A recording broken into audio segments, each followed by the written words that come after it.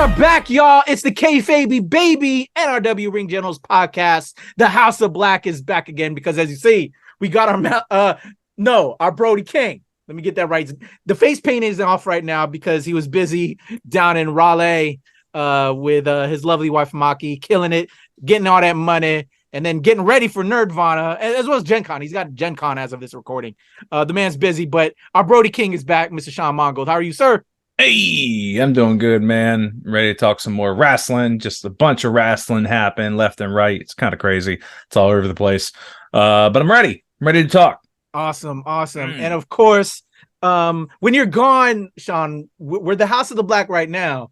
But when you're gone, we're some living legends. The living legends? FTR.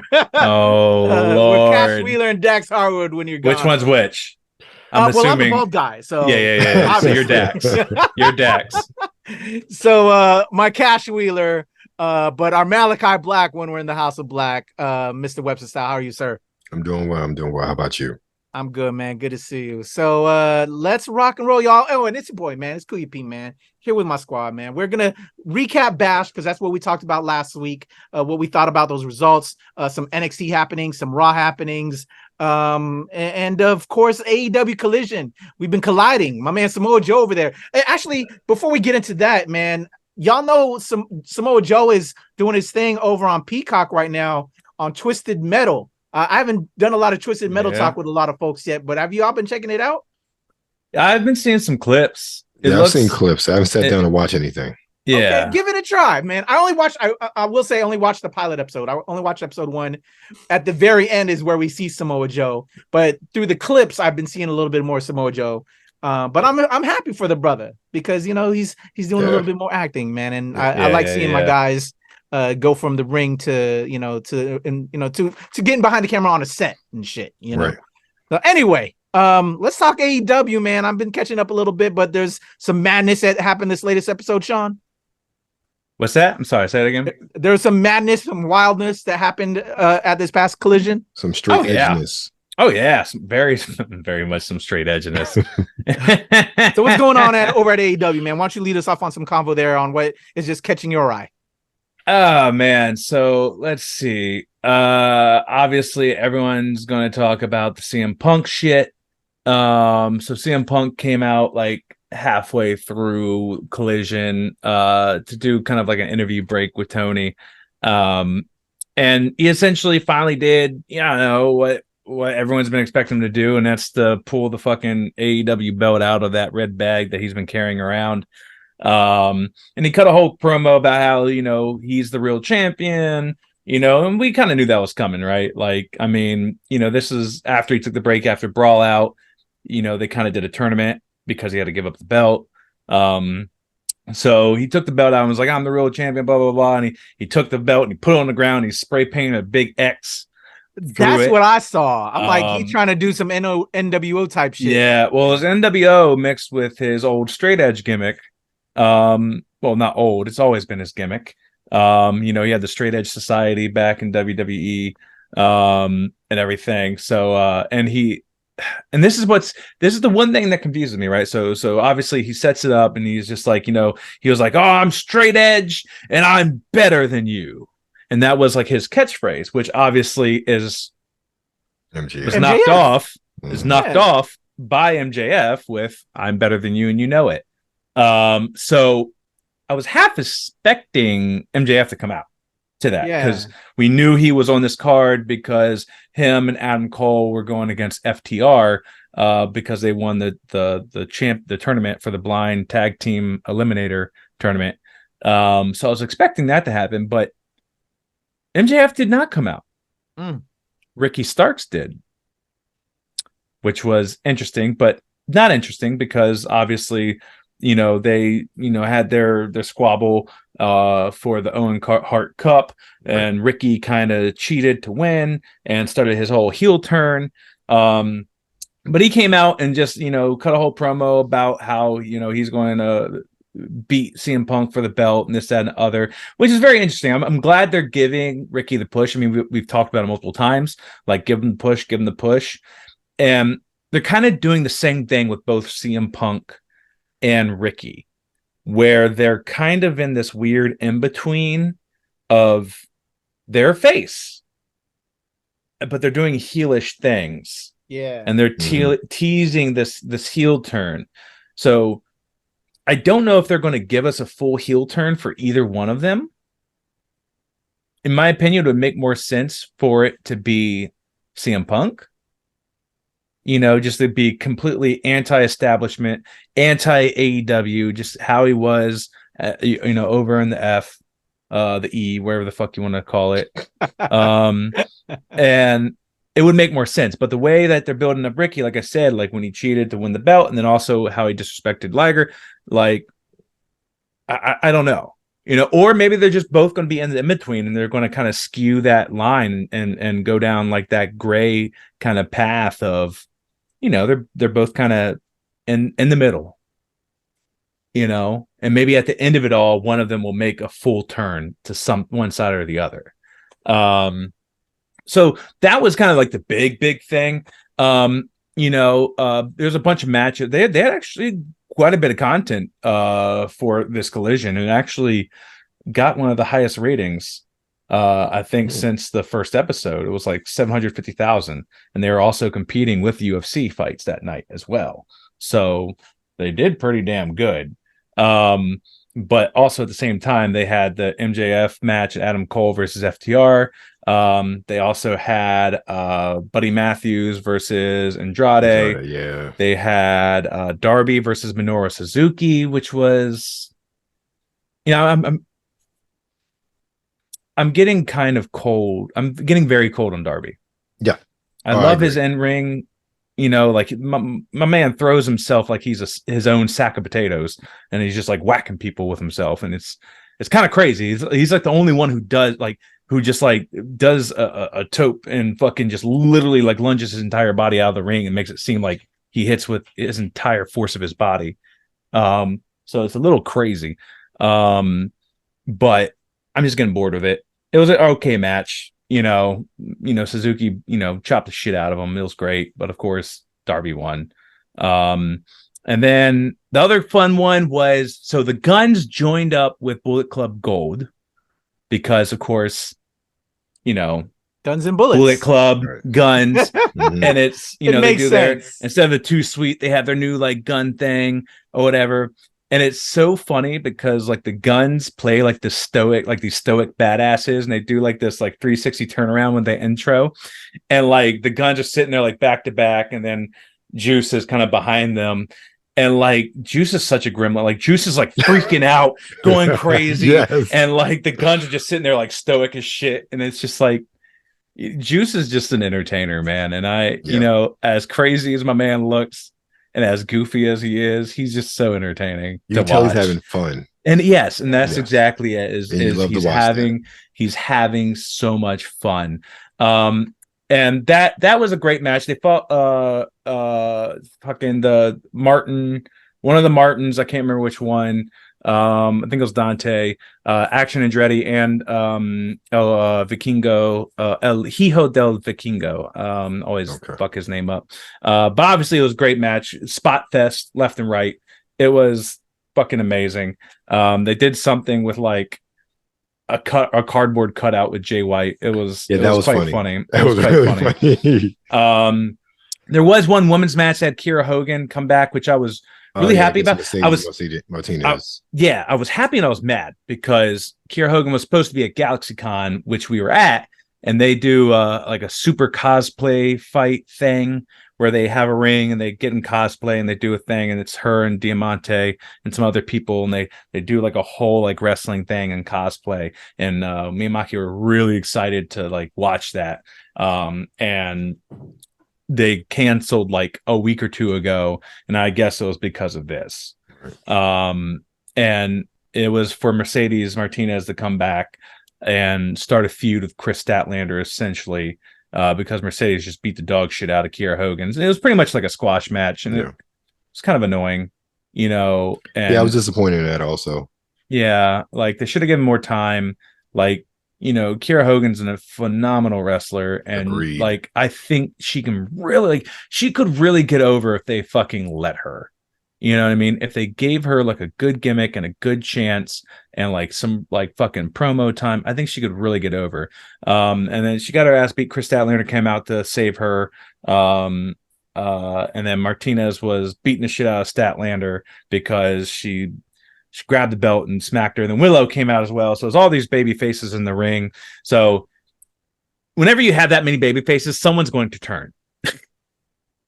So I'm curious to see who's going to make a turn. It's obviously not going to be Willow. Face? No, Mercedes is a heel. Okay, all right. Yeah, she smacked Chris Statlander with the belt when Chris Statlander came in and checked on Kiera Hogan after she got beat down. Okay. And then Mercedes, was beating the shit out of Chris Statlander, and that's when Willow came out to make the save. Yeah, I just saw the match. I didn't see the fallout afterwards. Yeah, so you had like Chris, Willow, and Kiera Hogan in the ring, and they're all baby faces. So whenever you have that many, one of them's going to turn. Got you. I don't know who it's going to be. I'm assuming it's going to be Kiera Hogan again. But it's just, sucks because they already put her with someone before in Jade, and it didn't really go anywhere. Right. So it's kind of annoying because I fucking love her. But anyway, do better with your women's wrestling. Right. Jesus Christ, please. Like, what the fuck are y'all doing? Right. I got 2 points just as far as, because I know we got a lot to talk about. The point on Kiera, that is the one person. I mean, I'm assuming she's making more money. I hope she's making more money. But she is one person who I felt like the jump to AEW did not do her any justice. She was thriving over the Impact, just my opinion. 2, when I saw the whole CM Punk bit, I thought it was kind of stupid at first. I was like, okay, you got 2 belts.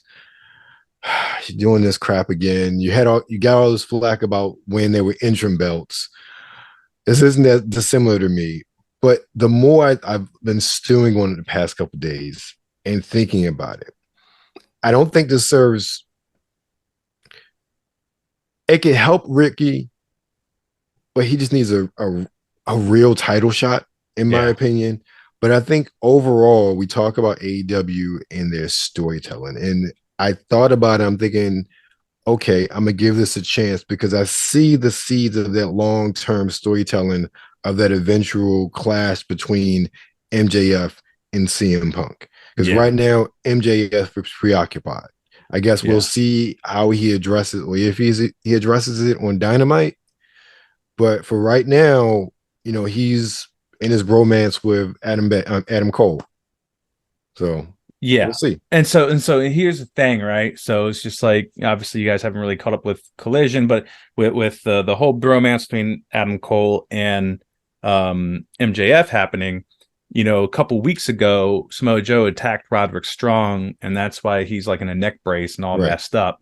And I believe CM Punk was like announcing and watching the match when this was happening. Then Adam Cole came out. So Adam Cole and CM Punk was like in the ring together checking on Roderick Strong. So there is some kind of connection between Adam Cole and CM Punk and the fact that they both hate Samoa Joe. And I'm wondering if that's going to play into it. Like maybe Joe and MJF are the ones really working together. You know what I mean? And, MJF's just like, oh, my real mentor's been your enemy this whole time, or something like that. And was just playing Adam Cole or something like that. It's obviously going to happen, which brings me to that match, the MJF Adam Cole versus FTR match. Amazing match. If you didn't watch it, you need to go back and watch it. It was just such a good fucking match and good storytelling. Just MJF still like playing this babyface role, hugging kids and shit. You know what I mean? Like as opposed to like in March when he was like throwing water cups and water on children. So it's such a 180 and it's so funny.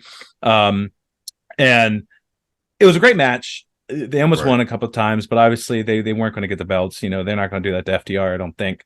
And they had a point where MJF is blaming himself and he's like taking it really hard. And, Adam Cole's like, it's not your fault. It's not your fault. Blah, blah, blah, blah, blah. And you see a point where Adam Cole's like got his back turned and everyone was expecting MJF to turn on him. And like Adam Cole's not even looking at him. He's just like holding his hands up. He's like, just do what you got to do. And he doesn't do it. And then Adam Cole turns back around and hugs him. And MJF didn't betray him. So like no one was expecting that. So like it gooped me. I was like, Right. bro, what the fuck? Like, they're still continuing this. This is awesome. And then even at the end, like at the end of the show, when everything went off, apparently they were reporting that FTR came back out with like pizza and tequila. Yeah, and I they saw all that. sat in the ring and had a great time. And someone even has like a snapshot of like CM Punk apparently like looking out from like the Titantron. I saw that too. So it's like there's going to be something that spills over here, and I'm glad that it's a story, and I'm very invested in the story, just very much like I am with the Bloodline. And then so that was a great collision. And also, if you didn't see the Andrade versus Buddy Matthews fight, which was like the ladder match for his mask, you know, it hasn't gotten the most airtime for a story, but that was an amazing match.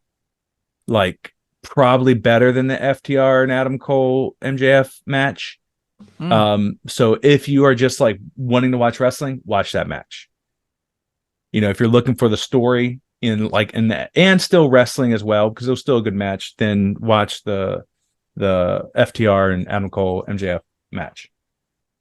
So the possession of Zelina Vega's storyline still going. It's still going. It hasn't culminated yet. I think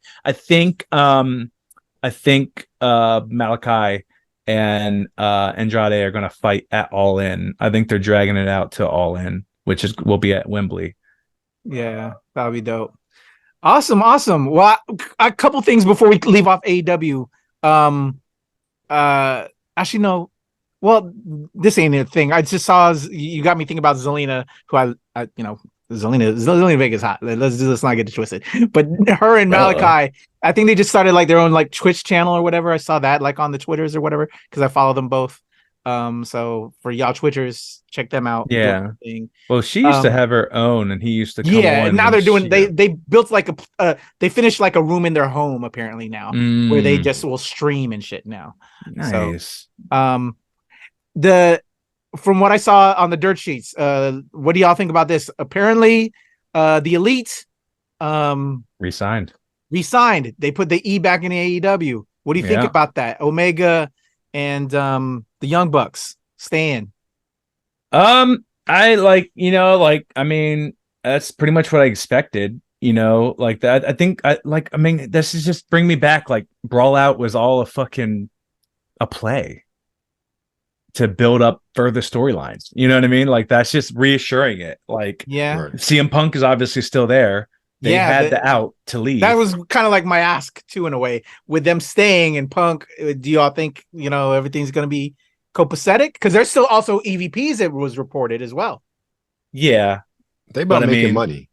Yeah. They're very much about making money. So it's going to be interesting. But also they get shitted on over in WWE or anywhere else. You know what I mean? I don't think they'd get any play. No, they wouldn't. That's the best place for them. Yeah. So this is where they need to be. Am I happy about it? I'm getting kind of bored of the Bucks. I love Kenny. I can watch Kenny any day of the week. Cowboy, I'm tired of. Young Bucks, I'm tired of. Like they're just, I don't know, man. They just don't do it for me. Like even with BTE and everything like that. Like they don't do it for me. Like Kenny does it for me, but them I'm not too happy about. But there's another dirt sheet thing about like another name that might be popping up for All In. Which yet again, I don't know why they keep bringing old motherfuckers in, but there's rumors speculating that Rob Van Dam will be coming in. RVD. And fighting Jack Perry. Interesting. Because he's on this whole running through all these older guys, from ECW. Okay. So, I will say this though, Sean. I think you brought up a very good point. I'm sitting here thinking, I'm not saying it couldn't be done, but if they went anywhere else, I honestly think the only person, and I'm talking about any of the WWE, it's hard to say Impact is like major, but they are. I'll put them in a category. I find in my mind, I have a hard time believing they will have the sort of clout, power, and push somewhere else outside of AEW. Yeah. Maybe Kenny, but I don't see the Young Bucks getting that sort of respects. And I'll say this, and I think this is where I'm not going to say I hate to make this comparison. I think it's a very accurate comparison. They don't have the versatility company-wise that a Cody did or does. Because I look at it this way, Cody literally went everywhere. And maybe not so much Impact is only a short time, but everywhere else he went, he became a draw. He became a star. Yeah. And that's why he was able to go back to WWE. I'm not sure, and it's my personal opinion, especially like I feel you as far as the same way as far as the Bucks. I'm tired of the Bucks. They have become very one-dimensional in many respects. And I don't see them growing and being able to grow somewhere else outside of AEW. So I'm going to disagree with the Cody thing. Okay. He got over in New Japan because of who he was with. That I don't disagree with. When he came to AEW, he quickly lost his heat. People were booing him left and right. I mean, my man was throwing himself through fire, and he could not get over. And it became that Triple H kind of shtick where, like, you are a boss and you are putting yourself in these positions. And I think the Bucks kind of played a little bit back, to kind of avoid that. Like, I think they were smart in that, but Cody wanted to be like in the front. And obviously that didn't happen to Chris Jericho because Chris Jericho wasn't like an EVP or like high up in there. You know what I mean? And also Chris Jericho was just a heel most of the time. So it worked. But to be a face and do that, when Triple H was doing it and he was an authority, he was a heel. So it worked. But he did not want to turn heel. And I think that is what irked him. And that's why he wanted to leave. Like in his documentary, he says that there was a more personal issue. I have no idea what that is. Right. And maybe that personal issue is he was getting booed. And he didn't like it. Right. I don't know what it was. And one can speculate. And I think the reason WWE wanted him back so bad is because it would be the first AEW back to WWE transition, in my opinion. Got you. I agree with you on your take on his AEW, but I'm in my head, it's weird. I don't even think of him getting over in New Japan. I think of what he did in RH. I think of what like the first things come to mind about Cody's run, not the Bullet Club per se, but his run in RH, because I only think about him being in Bullet Club. Also, his run with NWA, with their whole thing with Nick Aldis in the NWA Championship. That's the first thing I think of. That's for me, that was got me to be a Cody fan, not his New Japan work. Like, and I saw him on his own there. So it wasn't so much I got to see Cody because he was with the Bullet Club. I got to see Cody going after 10 pounds of gold. I got to see Cody in that whole storyline with him being RH champion. Like, that's what garnered, I guess, superstardom for me, for Cody, not his New Japan stuff. He just got the connections for AEW from that, in my opinion. So that's the way I'm thinking of it. Right. That's also where he adopted American Nightmare, isn't that? I believe so, yeah. So, I mean, like, he kind of made his gimmick in New Japan. That I don't disagree with. It wasn't WWE's invention. Nope. They wanted him to be fucking Stardust. Or where it was Stardust, right? Yes. Yeah, Jesus Christ. Oh my God. That was horrible. But yeah, I mean, it is what it is. And now AEW, I think their episode tonight is the 200th anniversary. Yep. Yeah. 200 Dynamite. Looking forward to a couple of those matches. Not a lot. It doesn't seem too hyped up. I'm really excited for Hikaru Shida versus Tony Storm. Yes. So that hopefully is a banger. I hope they allow them just to fucking tear the house down. But I don't see them taking the belt off Tony for anytime soon. No. It'd be a good match though.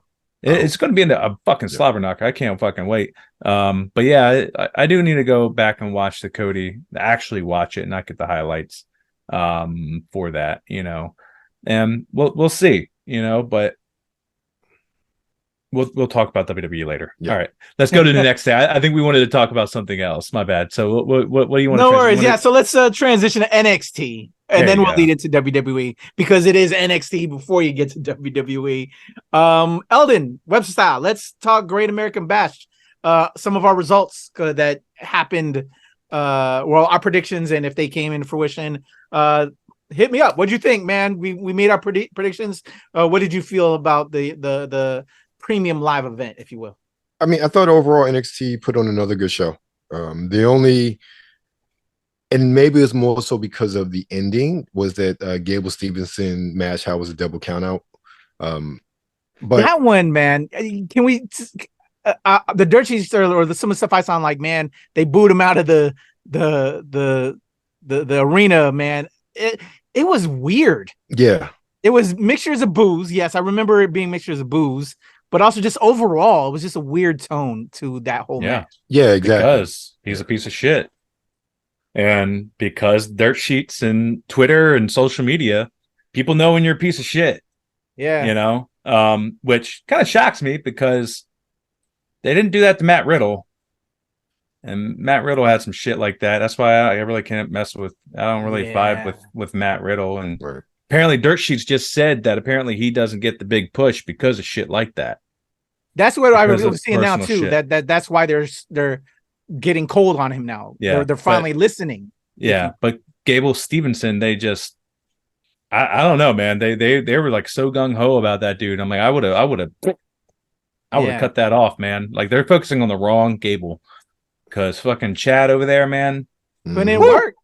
Oh, yeah. My man. Yeah, we'll get to that with WWE over there. But bad. yeah, I like what they're doing with him and Maxine. And that's great. Great book. Like Gable Stevenson, like I said, like I didn't watch it. I caught the reviews and shit like that, and I read the dirt sheets. But yeah, man, like he got Baron Corbin over. Which is like cheering Corbin. That was damn near impossible. Yes. All right. So yeah, that was just a weird match, and just the lead up even to it, because they gave it some actual build up on NXT, the regular show with Gable, where I'm gonna make my decision. Oh, I'm gonna stay, and now I'm gonna face Corbin in my first match, and then that just was whack. So it's like that launch that they were hoping to have, to me, just didn't go anywhere. Yeah. It was dead on arrival.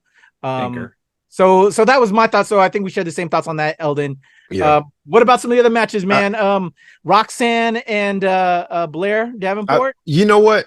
I am glad Roxanne won. I'm surprised she won. Yeah. And we talked about she has so much upside in being so young, and Blair is the established veteran, and thinking somebody they want to try to put her over and bring her up to the main roster, and somewhat sooner. Roxanne could be in NXT for like 2-3 years, like realistically. And just going through. But I was surprised they brought her in. I mean, they put her over in that match. But again, I like the side of Roxanne Perez. I like what I see in her character development. I mean, there's so far only upside. I was a little iffy after they took the belt off her, like what were they going to do? But I like what they're doing with her. Giving her a little bit more grit, if you will. And I really enjoyed her parents. Sean, you didn't see it, but she had her mom and sister ringside, and because this was like a weapons submission type match, it was just wild because Blair was like beating her up in front of the mom and daughter, and just the daughter, I don't know if they told her to sell it, but just her face was like, my sister. Right. The pain in her face was just, you love it, you want to see them get abused in front of their family. It was that was good. So that was that match. Some other highlights. One of the biggest ones that I love me Barbie Stratton over there. Yeah, Stratton.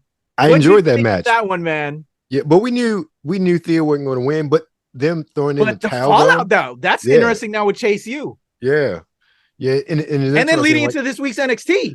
Yeah, I'm trying to not have my opinion like kind of, because some of my opinions went higher because of the fallout on NXT and how you're positioning people. Like that match, like we knew Tiffany was going to win, but how they did it and how that whole thing with Chase U was going on. And then who was he facing this week where she tried to throw in the towel?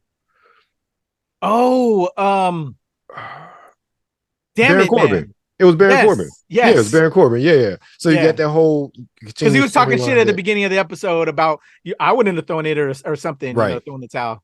Yeah. Right. But I enjoyed that match. We got the Dom, that triple threat with Mustafa Ali and Wesley. I'm not mad that Dom won, but I told you before, my biggest concern was what were they doing with the other two if that title's out of the picture?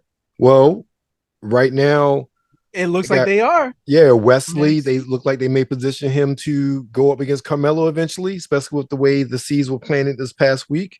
And then you're talking about Mustafa Ali versus Axiom. Like, yo, that's going to be And then ridiculous. Him bringing up about how he was being just misused again. Yes. Letting them talk on that again, which is, I think they're doing actually them right now. Yeah, so. I agree. And then the going to Carmelo, that Ilya Dragunov match, which we figured Carmelo was going to win, but it was a great match. But even the storyline with that, him and Trick, quote unquote, breaking up and Trick going off solo to feud Ilya. I'm like, this was just some they're doing really something good nice with NXT right now. Yeah, it's like all around, like they're doing it. Even the whole thing with Schism and the family one, which I think we called that about the family winning.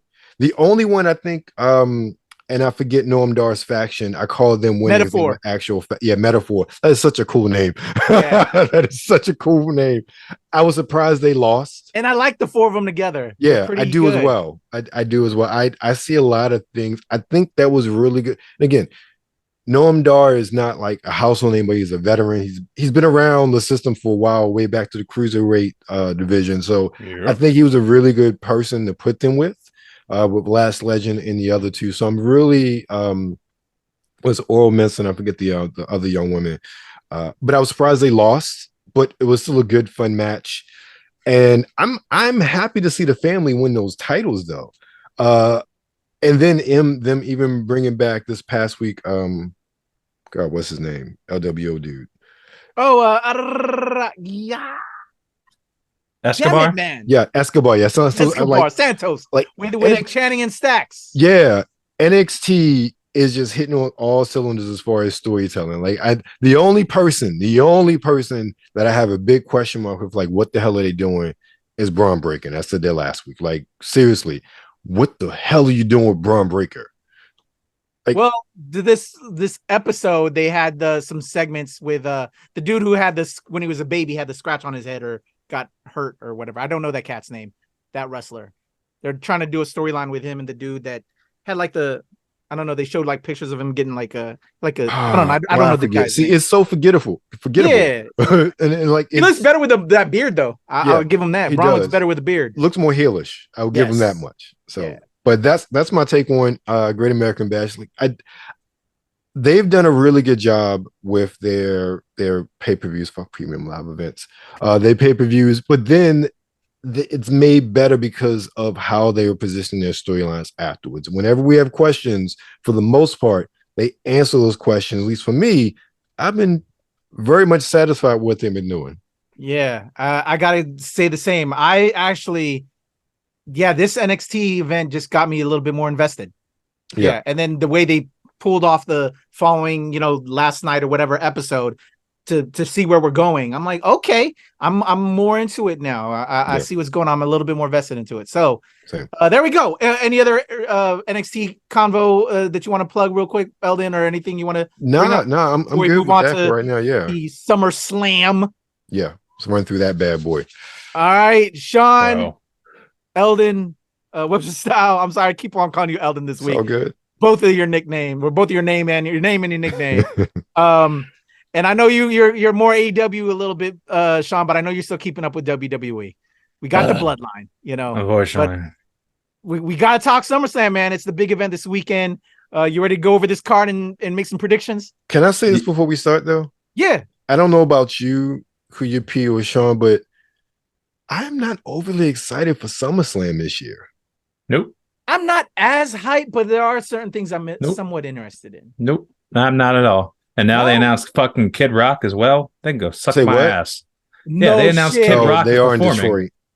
Yeah. Yeah, that's a hard pass. Yeah. So now we gotta watch him perform and make out with like his nasty ass cousin girlfriend probably again, which was disgusting the last time. But here we go. Here we are. You know, I mean, they could have picked Eminem. Jesus Christ, you're in fucking Detroit. Pay the money, dude. Right. I'm just whatever, man. I'm over it. I'm not probably going to watch it because I'll be at Gen Con. Yeah. But I mean, I can't even tell you what I'm excited for. Like, I'm not excited for Trish. I'm annoyed with Trish. Well, let's get into it. Let's go down it. Let's go down the line. All right, let's start it off with somebody that's already hated too by I think a lot of us.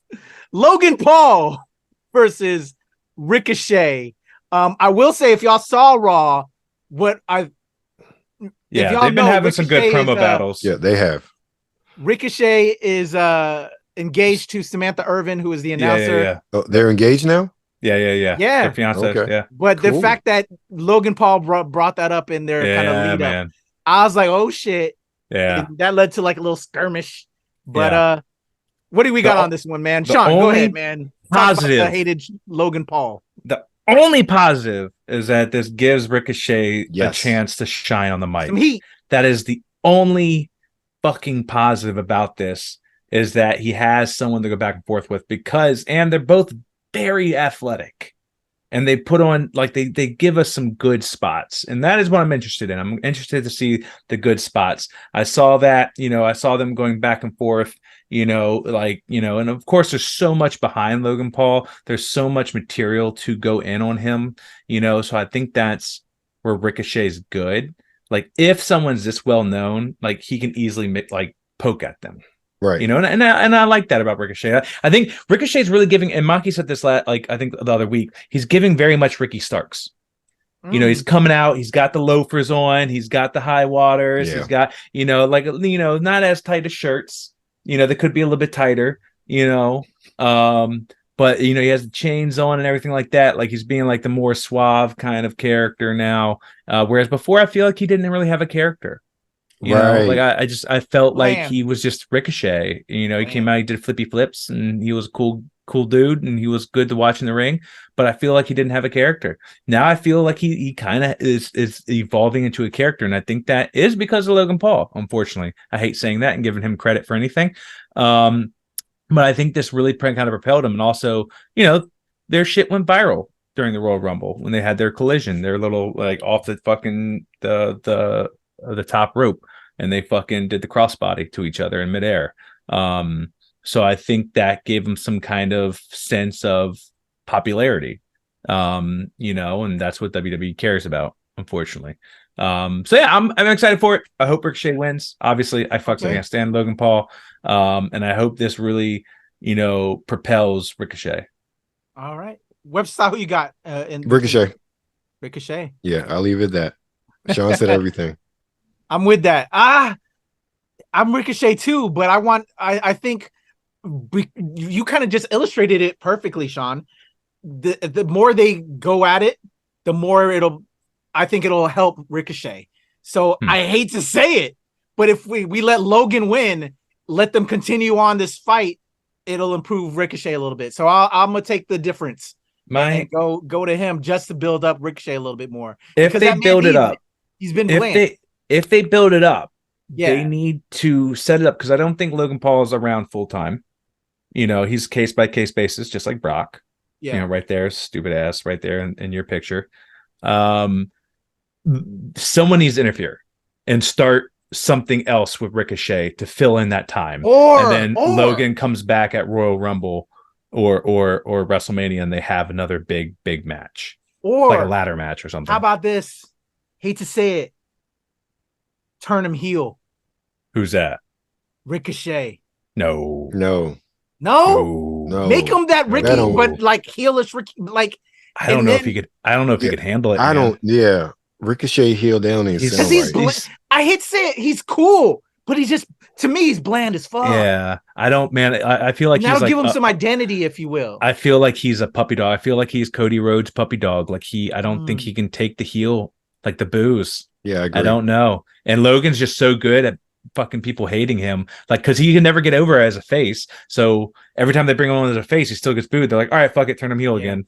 Like, Logan's had so many flips because people constantly boo him, and he's just used to it at this point. I don't think he wants it, but now he just has to be used to it. Right. I don't think, and like that kind of, like, no one's going to cheer for Logan. You know what I mean? Like, even if he does do a heelish move against Logan Paul and cheat the win, people are still going to cheer because they hate Logan Paul that much. Yeah.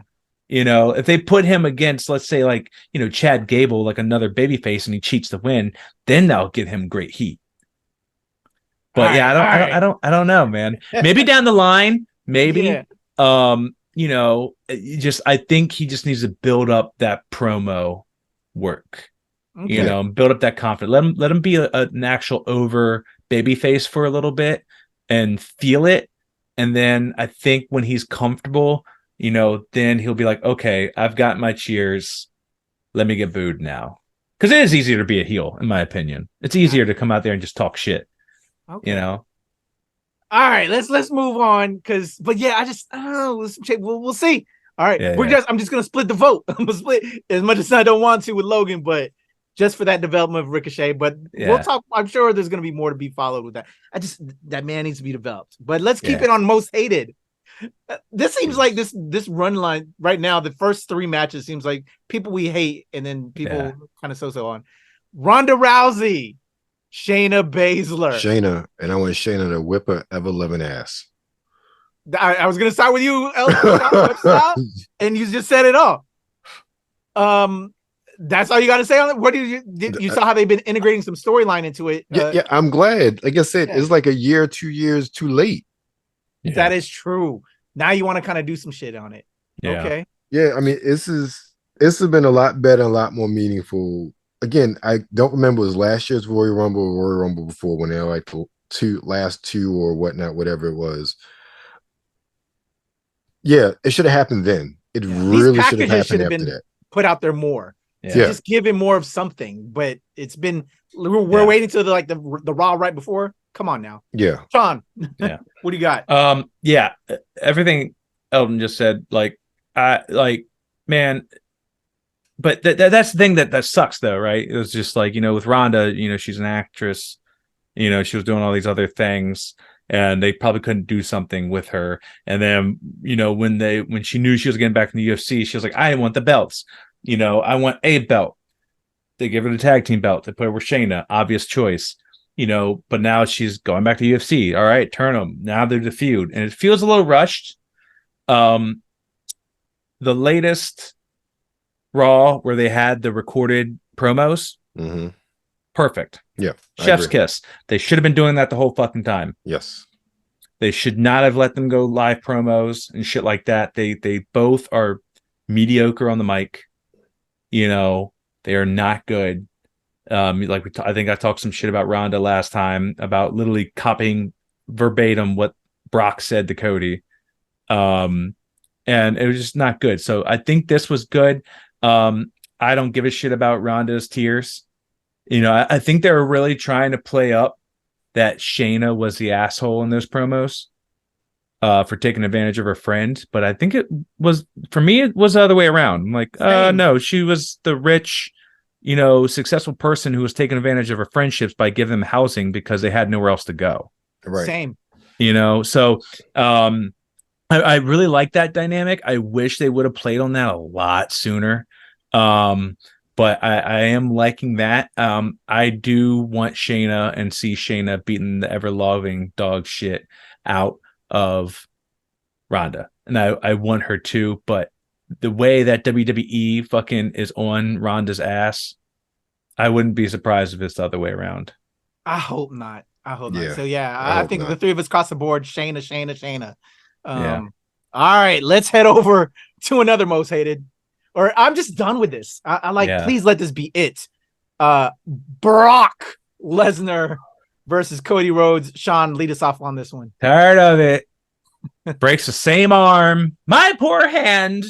Cody in this arm should win like best supporting actor because Jesus Christ, man, his arm is always broken. And it's from a Kimura, the same Kimura. It's the same thing. It's the families here, Brock attacks. It is so fucking boring. I do not care. I do not care anymore. And I think Cody, like, this is losing it for Cody for me. Yeah. Yes. They're not doing Cody any favors in this feud. They're not. Like, he's going to win. This is the redemption. This is the road back to getting the title shot. So he is going to win. Yeah, the roads, all roads lead. To Roman. Like, this is the road back to Roman, in my opinion. But also, like, Roman's just got some. I don't know who's going to take the belt off him. Like, maybe this is his road back to Seth Rollins. I don't know. Maybe this is a road. Maybe it's going to be a triple threat of Finn Balor, Cody, and fucking Seth at Survivor Series. But also Survivor Series is also belt versus belt, right? So it should really be Seth versus Roman. They changed that up over the years. Yeah, I would love to see Seth versus Roman again. Yeah, like, that'd be amazing. Like, champion versus champion. But I don't know, with the bloodlines kind of like throwing monkey wrenches into like the norm. Yeah, because also Roman really hasn't gone for up like had a belt challenge in like 2-3 months. We'll get there. Get there because there's the biggest one. Yeah. All right. So to you, Eldon. Cody's going to win. I agree with Sean. I think Cody's going to win. I want this feud to be done. This feud has done no justice has not helped Cody at all. No. I think honestly it's only diminished him. I think after the first match, okay, cool. The shock and awe of it, of Brock coming out, like the whole feud coming from left field. Okay, it was interesting then. And the last match with him with the broken arm, it was so many shades of the whole Hell in a Cell with him fighting through an injury. It's like, you can only milk that sort of angle once to me. They should just let it done. Like, they could have brought this back a couple months from now, maybe. I don't know. But if they wanted a rubber match, but yet let it go. Let it die. Cody needs to just go over. Brock needs to go back away, and then when Bobby comes back officially, just start that feud back up again. Let's have a real fucking match with those two. All right. There you go. Yeah, I'm ready for it to be done. Cody, just beat Brock. Let's go. Let's move forward. And let's move forward to the next match. And this one, I'm curious because they're saying the victors out of this is going to move up into some contention. Who knows? Again, we threw out a bunch of names that could contend for the championships. But the SummerSlam Battle Royal announced. I'm sure they're going to be switching this up because they're always going to change. They always change stuff up. Always. But we got Sheamus, LA Knight, Shinsuke Nakamura, Otis, Chad Gable, Tommaso Ciampa, and then whoever else. But that's who they say so far is in the docket. Dirt Sheets were saying LA Knight's going to get a push eventually. Yeah. I think this is going to be the push into it. What do you guys think? His merch has been fucking selling, man. Like, his merch, the first, the third, the fourth, and the fifth best selling merchandise I was reading. Like, and that's what I'm saying is, like, man, they lost the spark to Cody, man, and LA Knight's up there and pushing merch now because they just dropped the ball with Cody, dog. Like, it's not there anymore. Like, people are behind other people now. So he kind of lost the spark. But yeah, I see LA Knight taking this. I think this begins his push. I don't know how they're going to do it. I don't know what they're going to do with it, but we're going to see. There's so many other things happening with the titles right now. I don't know if he goes after a title. I don't know if he's the one that, takes down Gunther, maybe. I see them giving him a shot at the US belt or the Intercontinental definitely IC belt before any of the world champions. And then Austin Theory's right there. So, I mean, he's the best person to take it off of Theory, in my opinion. Yeah. And can you imagine the promo between the two, between Austin and LA Knight? Like, the promo off, like, that could be a very good story right there. I like that. So I hope he wins. And I want to see him feud with with Austin. With not Austin, Austin Theory. Yeah. I like that. How about you, Webster Style? Same? Yeah, same. I see, I'm always the LA Knight fan. So even in that whole mix of it, the most logical person booking wise is LA Knight, in my opinion. Okay. Yeah, I think across the board on that one. I didn't even think about LA Knight against Austin. I'm actually in for that. I like that. All right. And one name that we also didn't mention with all these championships, we're forgetting about the Senor in the bank. When is he going to eventually cash in that? I don't know, Damian Priest, man. So that's a wild card, y'all. Yeah, I think they're playing the long game with him. Yeah, I think it'll probably. They should. Yeah. All right. Next up, Intercontinental belt. We brought him up a second ago. Gunther, champion versus Drew McIntyre. Where are we going? That's hard. Sean, go ahead. I'll give you some time, Webster Style. I've also heard from the dirt sheets that they want to give Drew the belt with a live crowd. I don't think he's the one to take down Gunther, man. I don't see it happening, especially in Detroit. If they were in Scotland, if they have an event in Scotland, and Drew's home turf, I could see it. I don't feel enough of a build-up either. Yeah, that's it. They've been doing more build-up of a Gunther more than anything. They've had a lot of Imperium shit happening. Yeah. Yeah, with other people left and right, with Kevin Owens, Sammy, fucking with Alpha Academy. I don't know. I feel like Drew doesn't really have a place at the moment. You know what I mean? Like they really missed the mark with Drew, like during COVID times. And yeah, man, I don't know if he's going to get it back. I think he's going to need to do I think he needs a gimmick change, man. Yeah. In order to fucking get back or get with a faction. Like I agree. I don't see it, man. Yeah. All right. Website, you're the same on this? I want Drew to win, but I agree with Sean totally. I just don't see it happening. All right. Yeah, same. I think COVID times was McIntyre's times. And now we've shifted. All right, let's shift over to a 3-way for the women's championship. This is going to be very interesting. This one, I don't know if I can call it, man. But I want to say Asuka because she just got it. But it's Asuka versus Bianca Belair versus Charlotte Flair. Webster Style. Start us off on this one, man. They're going to give it to Charlotte. We calling that already, man. They're automatically handing it to her. Yep, it's going to piss me off. Don't piss me off. Y'all are pissing me off now. Don't say that. This is the thing. I don't not knock her in-ring ability. Yeah. I just hate the fact that she's like her bookings become so predictable. Yeah. Like it's always the same. Like, oh, she comes back being a long way away. Oh, she's automatically inserted back into the title. Yeah. Like what? They don't do that and I'll say favoritism. They don't show that sort of favoritism with anybody. Hell, Becky comes back. She doesn't get automatically inserted into the title picture. I mean, she fucking beat Bianca in 8 seconds, which was yeah, she did. Yeah. Okay. She does do I fucking hated that. And then Brock also gets it too.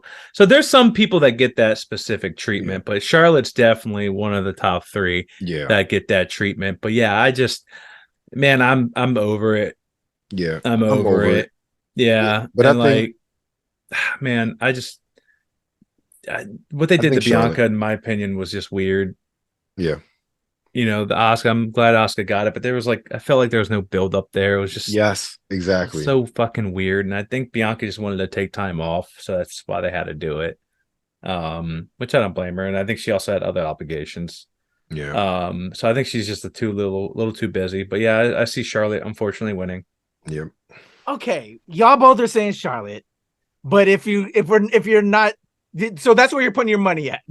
But if you're not putting your money on this, who would you like to see? Who would you like to see between the other two? Let me go back to Webster Style. Let me go back to you. Who would you like to see, Webster Style? Asuka. Okay. I'd rather see Asuka keep it.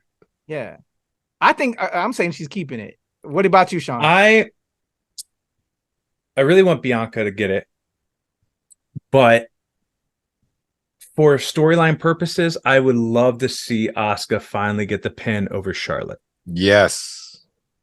because Charlotte was the person to give Asuka her first loss when she was undefeated, and that was at WrestleMania, and that was bullshit. So I would love for her to get that win back over Charlotte. I like that a lot. Agreed. I like that a lot. That plays into story, everything. Yeah. Okay. Now you got me interested in then, because you both predicted Charlotte, who's taking the pin then? Asuka or Bianca, if you both are saying Charlotte winning. Bianca. Oh, you're saying Bianca's going to get pinned? What about you, Sean? If they Asuka's already beaten by Charlotte. I think they give it to Asuka again.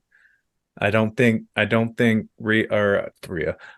Charlotte has ever pinned Bianca yet. Right. So I don't think they want that to happen. I think they're going to drag that out to like another feud, like in a year or two, probably. Got you. Okay. So then y'all got to split there too. Yeah. Man, it's gonna be interesting. Okay, it's gonna be yeah. Asuka all the way. I'm not upset with Bianca, because I love Bianca too. I just think we need to progress Asuka's story a little bit more. Yeah, but I want to say Asuka. I'm gonna and the pin on Charlotte. But y'all are saying I love that story. I hope it works that way. Honestly, yeah, I hope it does too. But I don't think it's going to. Okay, can't wait for that one. All right, let's head over to the world titles on the men's side. World Heavyweight Championship. Seth freaking Rollins, current championship holder, versus Finn Balor. Sean, kick us off on this one, man. I really wish the Demon was coming out for this. But he's not. And I don't know, I'm getting kind of bored. I hate saying that, but like this is kind of dragged out. They're dragging out the betrayal with Damian Priest and him, and they're dragging out this long term. 7 years ago you injured me, I was the first one to win the Universal title. Like they're dragging it through so many pay-per-views now, and it's just like, do we not see Damian coming out with the Money in the Bank and maybe I see him coming? We were saying long game early, but you don't maybe with this, dude. I can tell you exactly what's going to happen. He's going to come out, is going to distract fucking Finn again. It's going to piss him off, and they're just going to drag this out even fucking longer. I agree.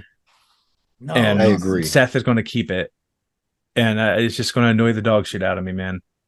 Yeah, like I just see this match annoying the dog shit out of me. Like it's going to be physically amazing. Obviously, they're both great in the ring, but I just see this match fucking pissing me off because it's going to be the same shit as the last pay-per-view where Damian came out, it distracts Finn.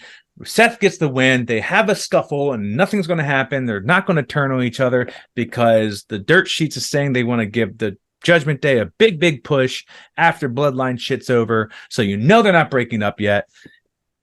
It's just going to piss me off. Okay, how about you, Webster Style? You got I think Sean is absolutely correct. I want Finn to win because I want to be some sort of change in the status quo of this whole feud. Because if he loses again, I mean, there's no rematch, but Sean's right. They've dragged this out too long.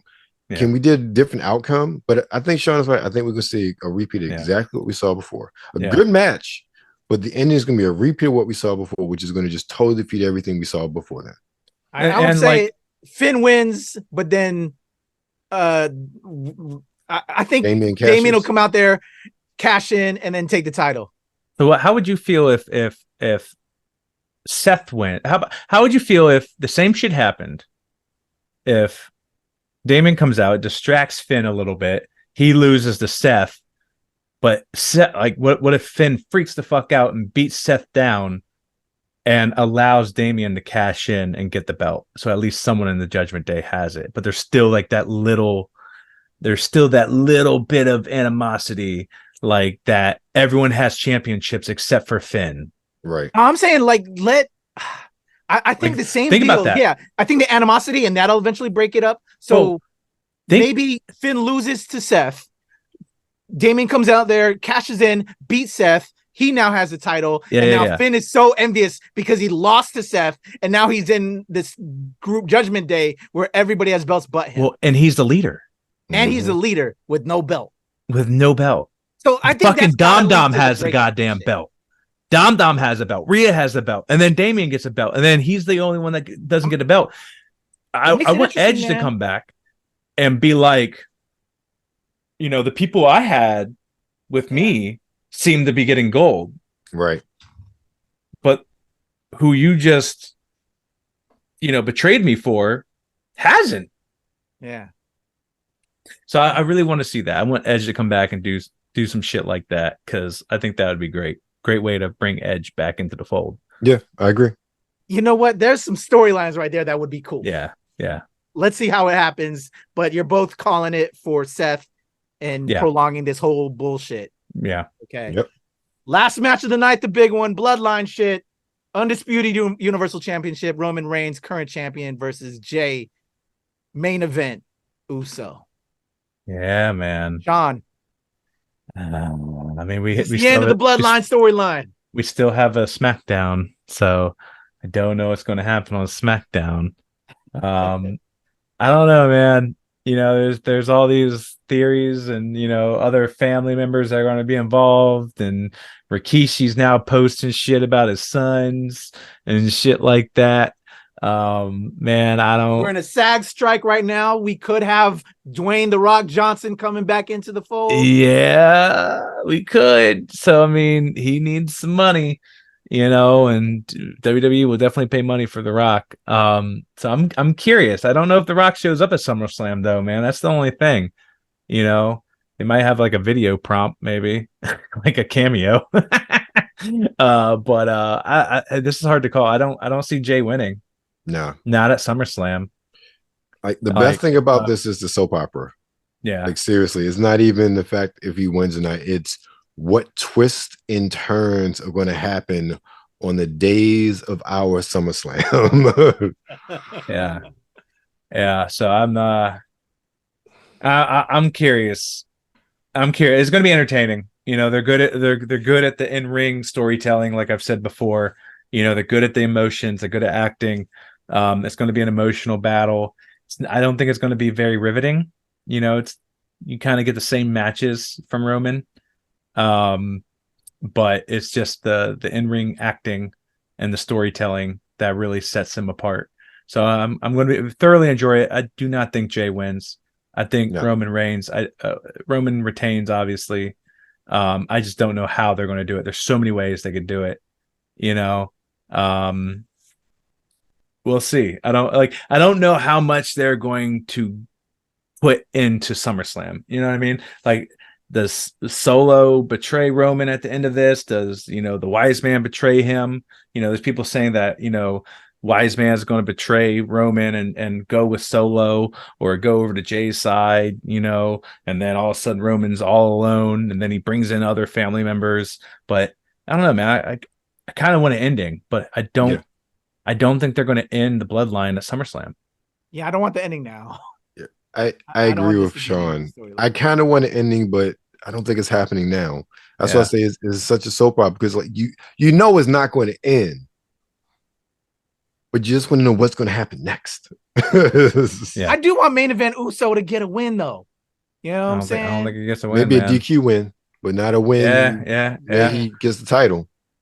Yeah, I can see that.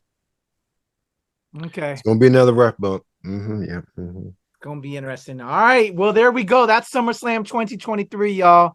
What do you think is your top match? What are the most match you're looking forward to? Is it the Roman Jay, or is there another match? Or I think you were both like real passive when we started. Like, probably Roman Jay, just because of the storyline. But wrestling was, honestly, maybe the Battle Royal and the Ricochet Logan Paul match, just because of one, I'm waiting for LA Knight to get a push, so I'm hoping it happens. And two, Ricochet Logan Paul is going to be a spot fest, so it'll be entertaining to watch. Completely agree. All right, well, there we go. Great American Bash. And also, not Great American Bash. That was last week. SummerSlam 2023. Let me just say that the fact that Trish and Becky are not on this card is bullshit. But also I'm very, very tired of Trish. I just need her to go the fuck away. You know what? That with all of what's been happening, why? But you know what? Actually, I take that back, because I did watch Raw this past week. You know where that's going to happen? They're doing it in Canada. Yeah, I know. Because they did have they had the match actually happen this past Raw as of this week that ended in a DQ with Zoe attacking with Becky. Zoe, and then they announced, we're going to fight, but we're going to do it in Canada. And that makes perfect sense. They wanted Trish to be up there with her Canadian peeps. Yes. And there's gonna be some bullshit. Yeah, of course. I'm tired of it. Go away. Yes, Lita went away. You should go away. I'm tired. Tired. Yep. Tired. You're All not right, good on the y'all. mic. You're not good at promo. Just go the fuck away, please. All right, y'all. Well, let's close it out, man. I want to end with one last thing because we were rushed as of our last week's episode. But before we get up out of here, I highlighted in the weeks before episode I've been all about these WWE Most Wanted treasures. Y'all know I'm collecting wrestling stuff and been getting some photos and been doing a little bit too much on that, to be honest. I think both y'all know offline what I've been doing. But I wanted to know, before I show you my most recent acquisition, what if y'all been watching? Have y'all been watching the Most Wanted treasures? Like we talked about, like we were watching. I've seen a couple things that for some reason don't spark my memory, but I've seen a few things, more so clips than anything. Okay, well, what would be something you'd like to see? And the whole theme of these episodes, because you haven't been watching, is they're trying to actually put together a WWE museum of artifacts from various moments in history and wrestling and with the WWE. What would be a possession or a piece of gear, ring gear or whatever, you would actually love to check out if you were to see go to the museum? Or they're actually maybe also doing traveling museum with the events, the premium live events that they're bringing to cities. Would you want to go see that outside the stadium? What would be like a prized position from wrestling history you'd love to check out? For me, the first thing comes to mind, and they're not the same, but just they were like the most dominant tag teams, both inside and inside and outside WWE, and the inside Demolition's ring gear and Legion of Doom ring gear, or LOD, the Red Jones, the Red Jones with the spikes. Like those are the first things that come to mind. Okay, how about you, Sean? Any ring gear? Yes, so it would definitely be Shawn Michaels WrestleMania 14, like the dog chain looking fucking vest. Mm-hmm. I would definitely want to see that. Like I said, I was a big Shawn Michaels fan when I was younger. I remember that. Now that you mentioned it, and he just had so much good gear. Like it was really, like, in my opinion, it like revolutionary, like was revolutionary for like all of wrestling gear. And you see like so many other people kind of pulling like aesthetics from like Shawn Michaels gear, like that he came out with. Like even like the guns, on Collision came out with like this like jacket piece that was missing the back, but then had like chains dripping along the back. It was very reminiscent. I think it was like white, like spandex or something like that. It was very reminiscent of like some of the shit that Shawn Michaels used to wear. So man, it just I like that. I'm gonna get even more nerdy on you. Well, what I would even love to see, just this is how much of a wrestling nerd I am. Speaking of Shawn Michaels, when Shawn betrayed Marty Jannetty and kicked him into the glass, I know it was sugar. If some of that sugar glass still existed in like a little bottle, I would love to look at the sugar glass that got busted when he kicked and shot Marty Jannetty. That would be dope, right? I agree. That would be dope. But all right, man, I'm gonna close it out. My recent acquisition. Let me just show this real quick. Y'all know who's an Olympic holder. This ain't Gable Stevenson. This is the original holder. That's sweet. And it's signed by Kurt Angle. That's sweet. He just had, I think it was like the 27th anniversary of him winning that. Yeah, man. And right along with it. Nice. There you go. Look at that damn fucking, boom, boom. Look at that bald-headed chipmunk looking ball guy. Gotta get a nice frame, to put this right, and then with this right next to it, man. Just a giant thumb. So there you go, y'all. Boom, boom. I can't believe that, man. That is crazy. That you got that. Hey, that man, is wild. I've been pulling all my stuff out. Wait till y'all come all my wrestling shit's in the gym. Next y'all come through, man. I've been doing some things. You're about to have your own WWE museum over there, though. Right? I know, right? All right, y'all. There you go. That's been our episode. We went real long on this one, man, but I hope y'all enjoyed it.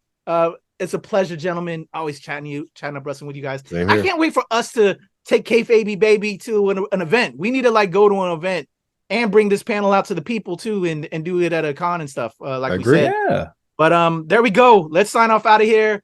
Sean, talk all things Nerdvana and stuff you have coming up, bro. Hey, so we we got a bunch of things going. We're going to Gen Con this weekend. Obviously, we got a show over there with our friends up in New York for D20 Burlesque.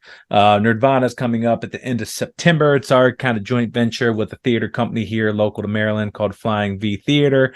This is our second year. We started first year. Actually, last year was the first time getting back into producing since COVID. And this kind of jump-started all of our events. So this is our second coming, essentially. We have headliners this year. We're about to drop them this week. It's going to be awesome. It's going to be like community days, workshops, concert, and then, a main burlesque showcase. It's going to be awesome. It's, like I said, September 28th, I believe, 22nd, sorry. So 21st, 22nd, 23rd. So it's that weekend.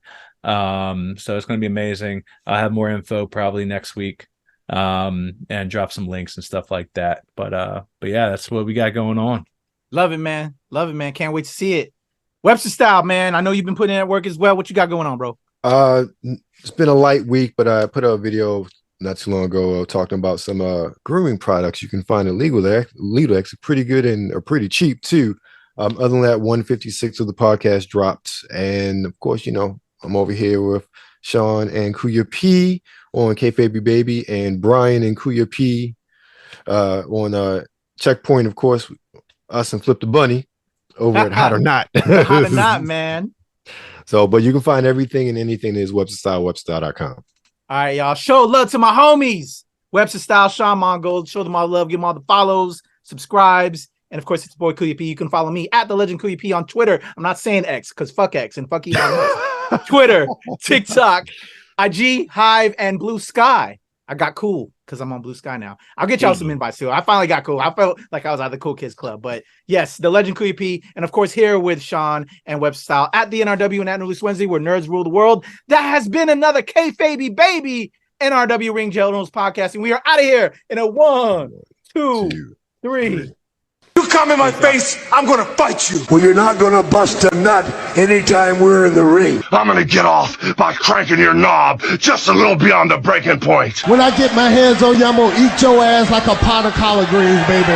I'm gonna stretch his ass like it's never been stretched before. You can hide behind that commissioner stuff just so long until I jerk a knot in your ass. And if you don't think I'm big enough, and you grab a hold of me, and you'll know that I'm growing, my man. Within your hands, I will get as big as I need to be to do the job on you. All right, just jerk Helmsley off. There's one part of our bodies that's soft, and it ain't soft all the time, if you catch my meaning. I'm gonna come on you like nobody's ever come on you before. Just you and I getting it on like two men should do. Oh, no, that's it, right? For you, boy. I'm coming hard.